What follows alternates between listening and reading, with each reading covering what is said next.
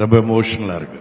மீண்டும் மீண்டும் என்னை அழைத்து தன்னுடைய படங்களில் என்னை நடிக்க வைக்கும் இயக்குனர் மாரி செல்வராஜ் அப்படின்னு சொல்றதுக்கு வாய் வருது, ஆனா மனசு அதுக்கு ஒத்துக்கல. என் தம்பி மாரி சொல்றது எனக்கு பிடிச்சிருக்கு. என் இளையவன் மாரி. கிட்டத்தட்ட 20 ஆண்டுகள் அந்த பயணம். எவ்வளவோ விஷயம்.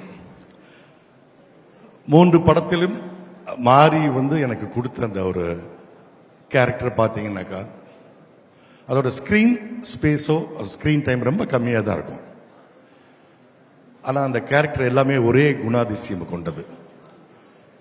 என்ன குணாதிசயம் அப்படின்னா, நிஜ வாழ்க்கையில் எனக்கும் மாரிக்குமான உறவை, நட்பை, அன்பை பிரதிபலிக்கும் ஒரு விஷயத்தை ரிஃப்ளெக்ட் பண்றது தான் அந்த கேரக்டர். அந்த விஷயத்துல அந்த விதத்துல கர்ணன்ல பண்ண அந்த கவுன்சிலர் ஆகட்டும், மாமன்னன்ல பண்ண அந்த அரசியல்வாதி ஆகட்டும், இப்ப பண்ணிருக்கிற அந்த காண்டிபன் எல்லாமே நெஞ்சுக்கு நெருக்கமானது. மாரியோடைய படங்களிலும் எப்பவும் இருக்கணும் நானும் விரும்புறேன். அப்புறம் துருவ்,